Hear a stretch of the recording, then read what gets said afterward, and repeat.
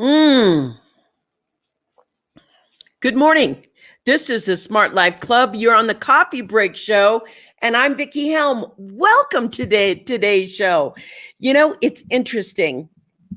I have been doing the Coffee Break Show. I don't even know how long. We just go from Monday to Friday. So if you're new here, welcome. This is the place where we share insights and we share motivation and we share inspiration. We have a conversation and we get to talk together, and it's really, really fun. We spend a little bit of time together sharing, and then we go back to our day. And this is a place where all the coffee outlaws hang out. This is the place where the renegades come together to talk about things that make a difference in your life, that help you thrive. So if you're new here, welcome. And listen, if you're the people who are watching this after the show, do me a favor and down below put hashtag replay. If you're on YouTube, welcome aboard. We just started a few weeks ago. We are, brand spanking new out on YouTube Live as we're trying the new platform out. And I wanted to say good morning to everybody who's coming on. Hey, Brandon, good morning. Hey, dude, I got to tell you, I've loved your posts this morning. These were really, really great and very inspirational. In fact, I liked one so much I had to share it to my personal page as well. So what happened today is I'm feeling really good. I'm feeling really excited. But last night, something really cool happened. I was watching an interview with, to me, the great John Travolta. John Travolta, he's so amazing. Do me a favor, if you just popped on, put your name down here, put your name on the side so I can see that you're here. Welcome, everyone. Welcome, welcome. Brandon, I loved it. Thank you for sharing it. Thank you. Thank you for putting it up there and being part and active in the Smart Life Club. I like people who bring inspiration and motivation into the club as well. So anyway, I was listening to this incredible, probably the most incredible interview with John Travolta. Good morning, Karen. So glad you're with me, buddy. So glad. And good morning, Robin. So glad you are here. All right. So anyway, John Travolta was talking yesterday, and he is so insightful.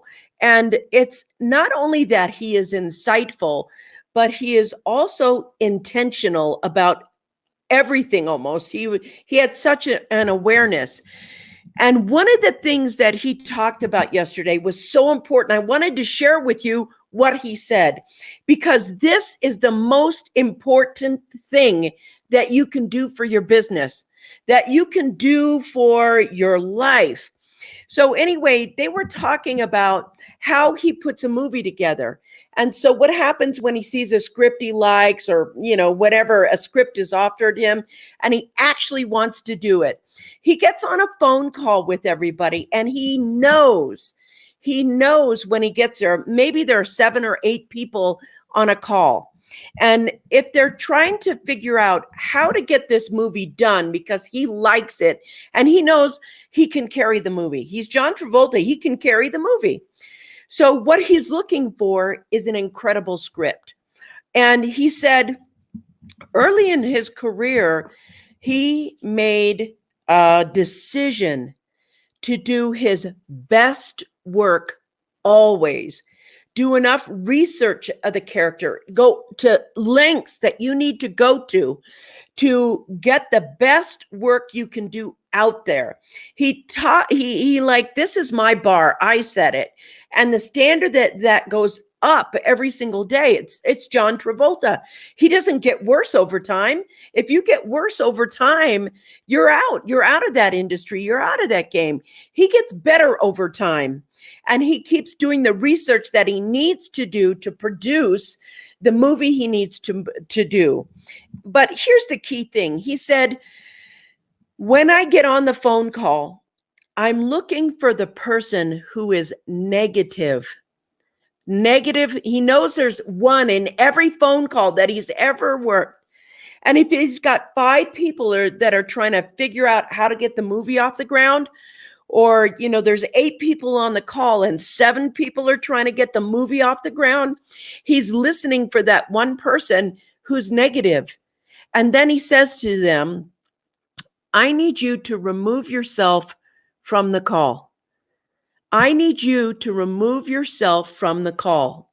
He actually tells the toxic person to get out of the conversation. And here's why. And it was so interesting. He talked about intention, and intention is everything. Intention helps you create and manifest, not just create and look at and it's pretty.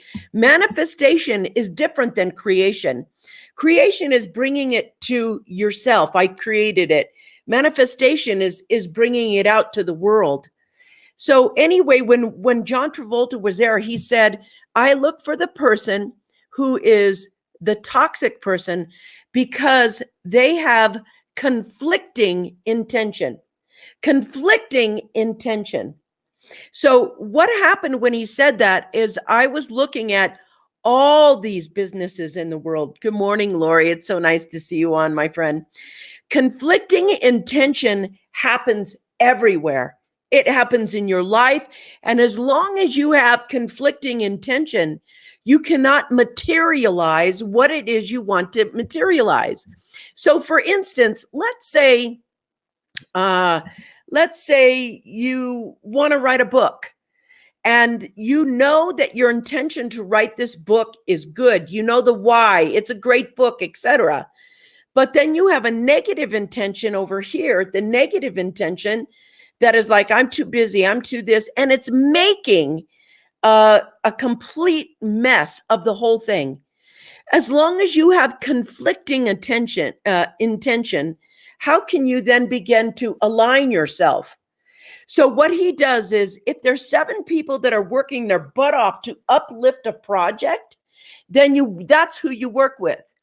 And everybody who says they want to uplift a project, but they fall off or die off, let them, because they are in conflicting intention. The conflict, the intention has to be aligned and correct. It was like one of the most powerful things. I mean, could you imagine? Lori Sunflower says she's got chocolate tea today. Chocolate tea. That right there is like a girlfriend's best friend. Chocolate tea, chocolate coffee, chocolate bar, chocolate.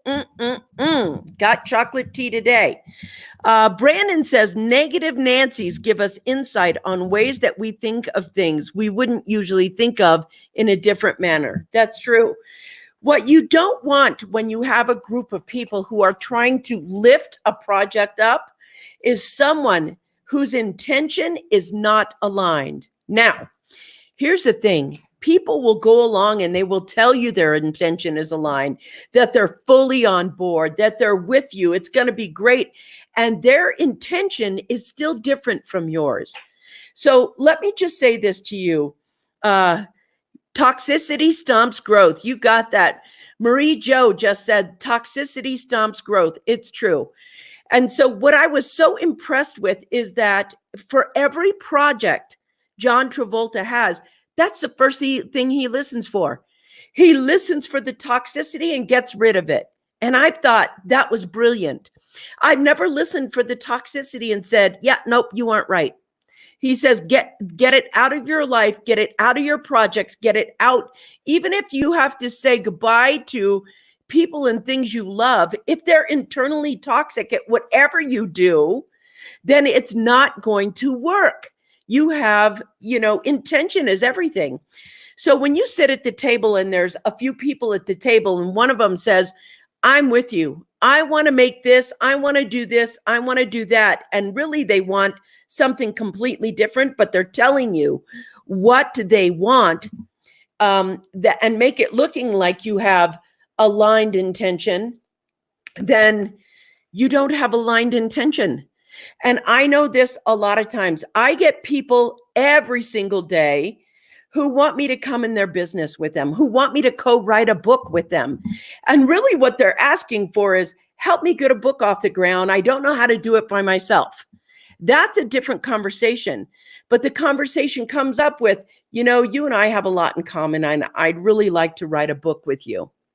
And my first question is, how many books have you written? Well, I added a chapter to one book, or I got a book started. Nope, no, thank you. I know the difference right then between somebody who actually says, I have a message, because the next question I have is, what's the message you want to share? What's your message that you want to share? My third question is, how come you haven't shared that message yet? What's the thing why haven't you wrote that book? And then after that, I'm going to say, why do you want to write that book with me? I am searching for what your actual intention is.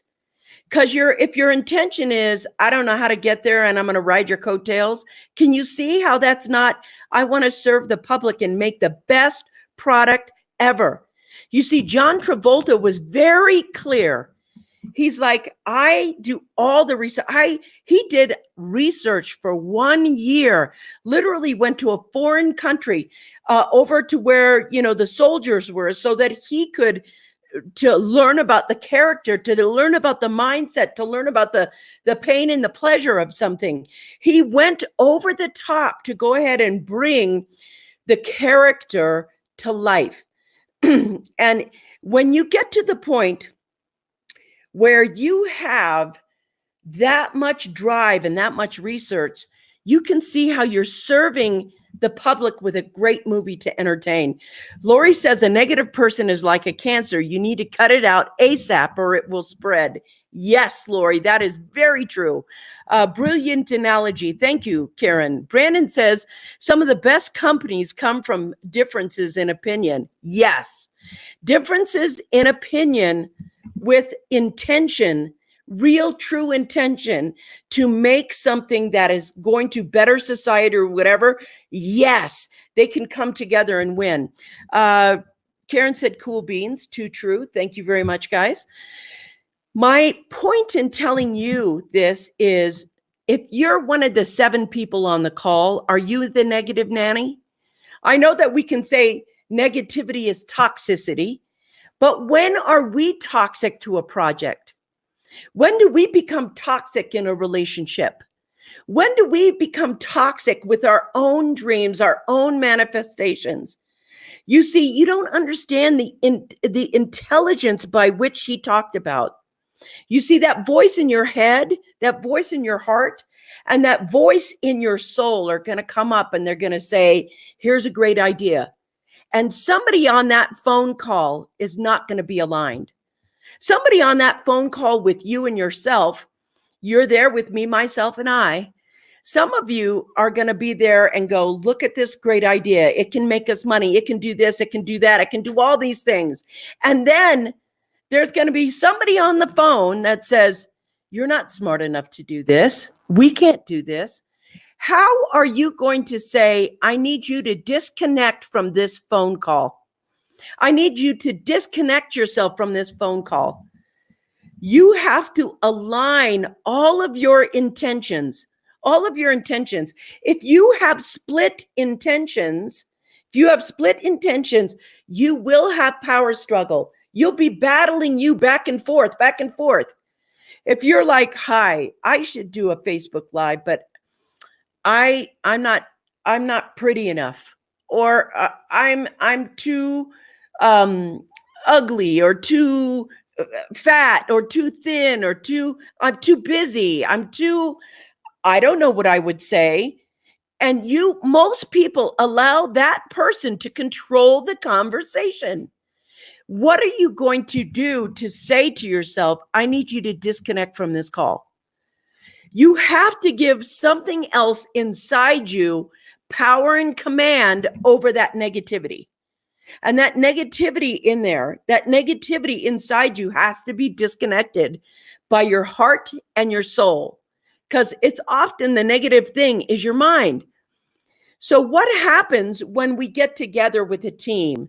A team of people is supposed to look for how to make it successful and happen.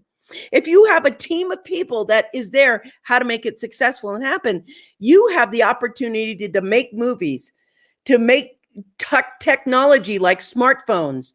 You think that Steve Jobs surrounded himself by engineers and designers who were absolutely negative? No, they saw the vision of the smartphone and they said to the smartphone, you know what? This should be something that fits into somebody's hand to make it easier in their life. And somebody else said, yes, you want the people who see the dream, who feel the dream, who feel the manifestation and are aligned to it. So when we realize we are toxic, it's often necessary to remove yourself from your own project. That's correct. Split intentions create a disconnect in the success of a project. Yes, every single time. So when you get to the point where you're like, I spy the toxic person, and that person is close to you, or that person is somebody you love, or that person is somebody who's trying to talk you out of it. John Travolta said this, and I want to share this with you because I thought it was so brilliant. So he said, well, let's just say it's like you want to be an actor, but your dad wants you to be an accountant. And he has good intentions. He wants you to be an accountant because he wants you to thrive and be well off and things be really great in your life and you have money and security. He has good intentions. So what do you say to him? He's like, no, you got to be an accountant. You got to be an accountant.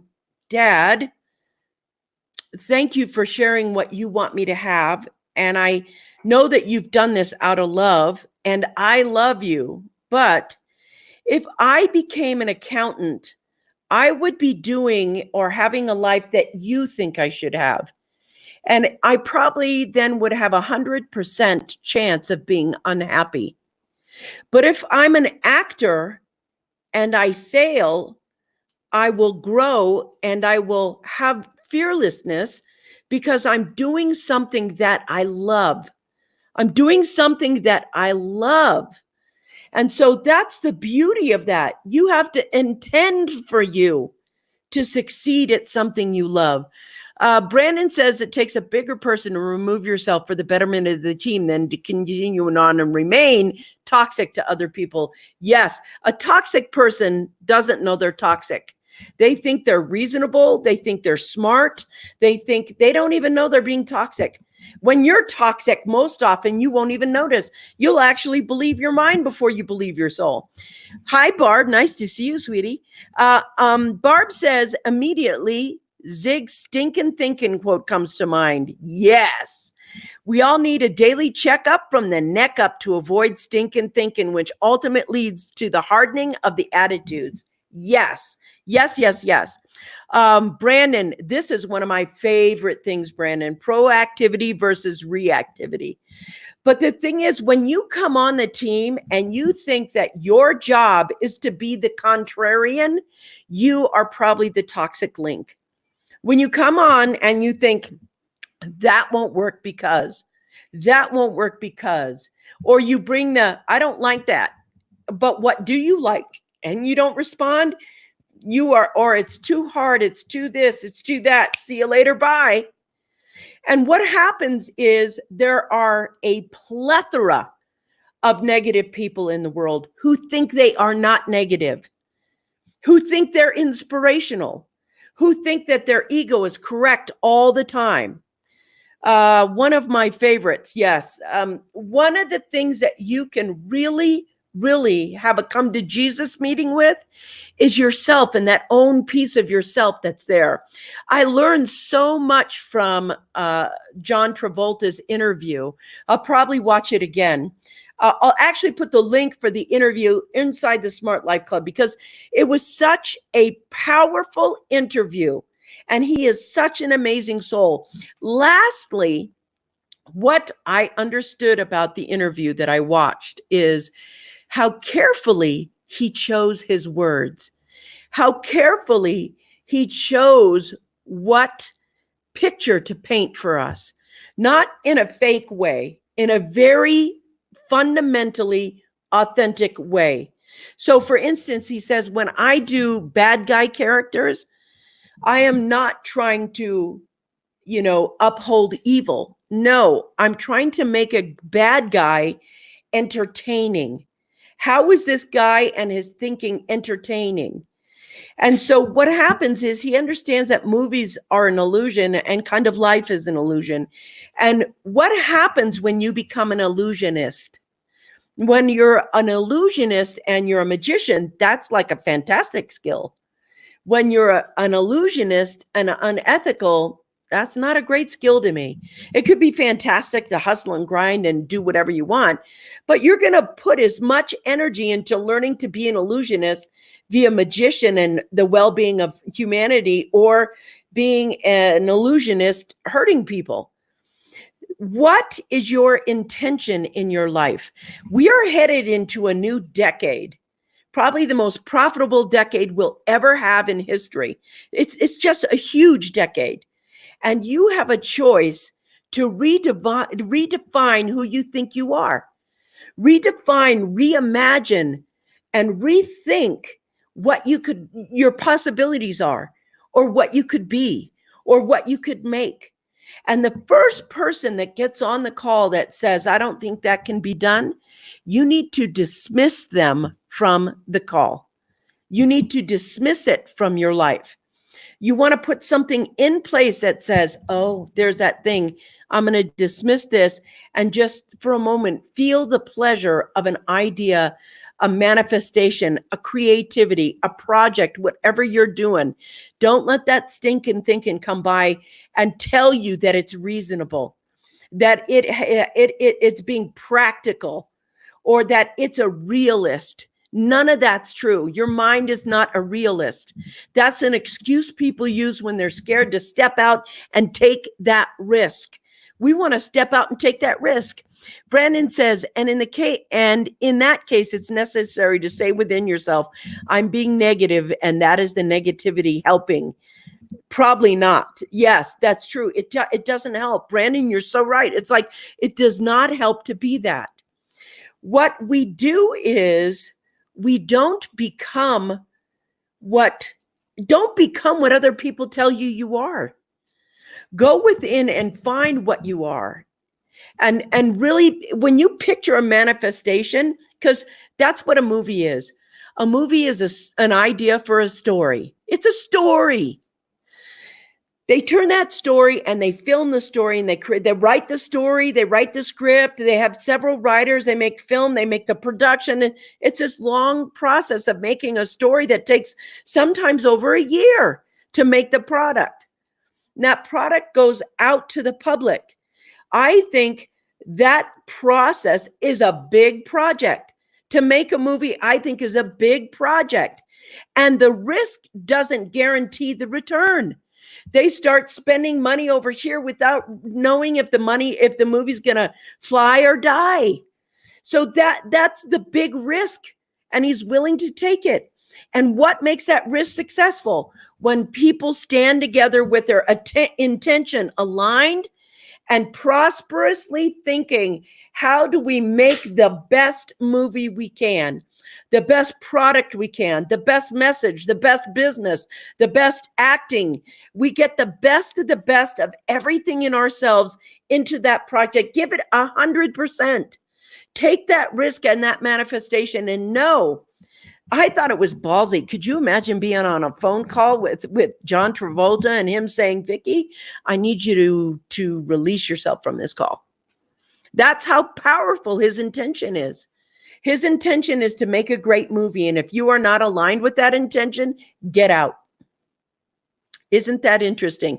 And he said this, and this is what I'm going to leave you with. He said, when you talk to somebody, it has to be done artfully. Artfully. We're not hard, not mean, artfully discussing with someone so that when they do leave, they feel better about it. Not just because it's like when we get on the call, we name the intention. The intention is to come together to create this publishing company, or to create this movie company that's going to make this story that uplifts the world, that helps humanity, that helps, everything. That's what our intention is. Great. If that's your intention, then everybody who serves on that intention has to be aligned with that intention. And you, if you're the CEO of that intention, your job is to make sure everybody's intention is on the same page and that we're going in the same direction. and that everybody has a can-do attitude in going in that direction. Because if you don't, the person with the can-do attitude will quit. They will drop off. They will not put 100% in. And everything that goes out needs that wave, needs that. I wanted to share that today with you because I thought the interview with John Travolta was so amazing. And I got to admit, I have been a John Travolta fan since high school when he was in Welcome Back, Kotter. And it was, the up your nose with a rubber hose phase. I like everything is done. I have this thing. I have Tommy, and Johnny, which is Tom Hanks, John Travolta. And yes, I am a big Tom Cruise fan. And that's what I have for you today on the Smart Life Club. Go live it intentionally. Go take the risk. Go take the leap. Go take the jump. I will see you on Friday, which is tomorrow. And it'll be 9 o'clock on the West, 10 o'clock at Midtown. And on the East Coast, it's going to be noon o'clock. I love you all. Peace out. Mwah! Bye.